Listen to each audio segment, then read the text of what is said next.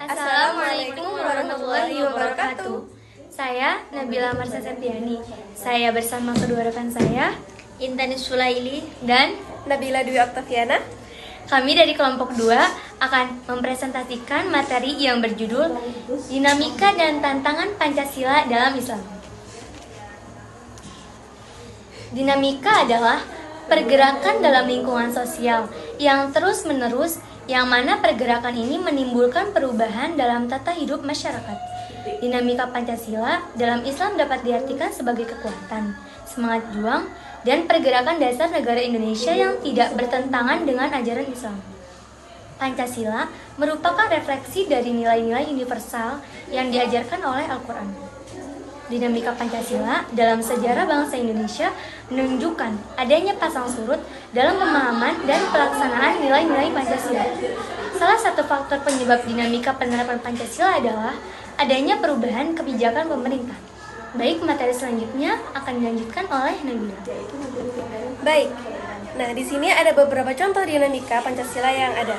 Seperti yang pertama, penerimaan Pancasila oleh umat Islam. Penerimaan ini menunjukkan bahwa nilai-nilai dalam Pancasila, terutama sila pertama, yakni ketuhanan yang Maha Esa, sejalan dengan ajaran tauhid dalam Islam. Umat Islam menganggap bahwa penerapan Pancasila merupakan bagian dari upaya menjalankan syariat agama mereka. Yang kedua, penolakan terhadap penafsiran tunggal. Meskipun ada kesepakatan umum mengenai Pancasila, umat Islam menolak penafsiran tunggal yang seringkali dipaksakan oleh rezim tertentu, seperti Orde Baru. Mereka menegaskan bahwa Pancasila harus dipahami sebagai dasar negara yang inklusif dan bukan sebagai ideologi yang menggantikan agama. Yang ketiga, tantangan ekstremisme dan intoleransi. Di sisi lain, munculnya kelompok-kelompok radikal yang menentang Pancasila dan mengklaim mengusung nilai-nilai Islam seringkali menjadi tantangan bagi integrasi kedua entitas ini. Kelompok-kelompok ini seringkali menafsirkan ajaran Islam secara ekstrim, menciptakan ketegangan di masyarakat dan mengancam stabilitas nasional. Hal ini menunjukkan bahwa meskipun mayoritas umat Islam bersikap toleran, ada segmen kecil yang berpotensi merusak kerukunan antar agama. Yang keempat, moderasi beragama sebagai solusi. Sebagai respon terhadap tantangan tersebut, Kementerian Agama Republik Indonesia telah merumuskan konsep moderasi beragama yang bertujuan untuk mendorong sikap moderat dalam beragama dan memperkuat wawasan kebangsaan di kalangan umat beragama. Ini merupakan langkah strategis untuk menyelaraskan nilai-nilai Pancasila dengan ajaran Islam, serta mengatasi potensi konflik yang muncul akibat perbedaan penafsiran. Yang kelima, peran organisasi keagamaan. Organisasi-organisasi keagamaan seperti NU dan Muhammadiyah memainkan peran penting dalam memperkuat pemahaman tentang Pancasila di kalangan umat Islam. Mereka mengedukasi anggotanya tentang pentingnya menghormati perbedaan dan menjaga persatuan bangsa melalui pendekatan yang berbasis pada nilai-nilai keagamaan. Ini menunjukkan bahwa dinamika antara Pancasila dan Islam tidak hanya bersifat konflik, tetapi juga kolaboratif. Selanjutnya, materi selanjutnya akan dilanjutkan oleh Intan. Oke, baik. Selanjutnya adalah tantangan Pancasila. Tantangan Pancasila dalam konteks Islam di Indonesia itu merujuk pada berbagai permasalahan dan konflik yang muncul akibat interaksi antara nilai-nilai Pancasila sebagai dasar negara dan ajaran Islam yang dianut oleh mayoritas penduduk.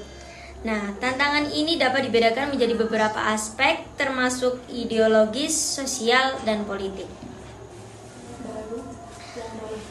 Nah, contoh tantangan Pancasila dalam Islam di sini ada 4 contoh. Yang pertama adalah ideologis.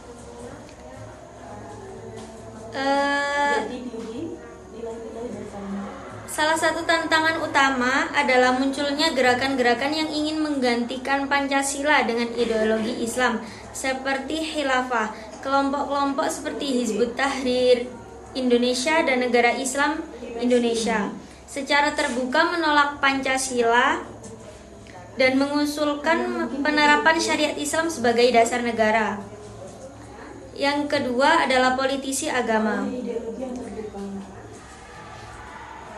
di mana simbol-simbol agama digunakan untuk kepentingan politik. Hal ini seringkali menimbulkan ketegangan antara kelompok-kelompok yang memiliki pandangan berbeda mengenai penerapan nilai-nilai Pancasila dan ajaran Islam. Nah, dalam konteks ini, agama menjadi alat legitimasi politik yang dapat memicu konflik dan disintegrasi sosial.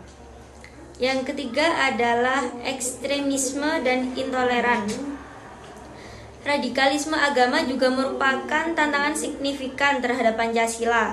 Kelompok-kelompok ekstremis seringkali menolak prinsip-prinsip toleransi yang terkandung dalam Pancasila dan mengajarkan pandangan sempit tentang keagamaan yang dapat mengarah pada tindakan kekerasan. Dan yang terakhir adalah kemunduran ideologis. Kemunduran ideologis juga menjadi masalah di mana paham-paham transnasional seperti sekulerisme, liberalisme, dan materialisme mulai menggerogoti nilai-nilai Pancasila. Hal ini menciptakan tantangan bagi masyarakat untuk mempertahankan identitas nasional yang berlandaskan pada Pancasila di tengah arus globalisasi yang kuat. Selanjutnya akan disampaikan oleh Saudari Lala. Baik, saya akan menyimpulkan dari keseluruhan materi.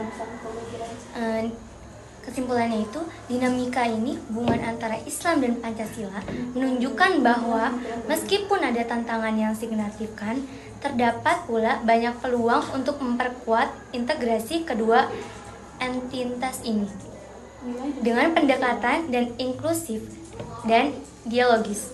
Umat Islam dapat terus berkontribusi dalam penguatan Pancasila sebagai dasar negara yang mencerminkan nilai-nilai kemanusiaan dan keadilan. Keterbukaan untuk berdiskusi mengenai perbedaan penafsiran juga menjadi kunci untuk mencapai keselarasan antara ajaran Islam dan prinsip-prinsip Islam. Baik, mungkin sekian presentasi dari kami, kelompok 2, kurang lebihnya mohon dimaafkan. Saya Nabila Marsha Septiani, Saya Intan Sulaili, dan Nabila Dwi Oktaviana mengucapkan terima kasih. Wassalamualaikum warahmatullahi wabarakatuh.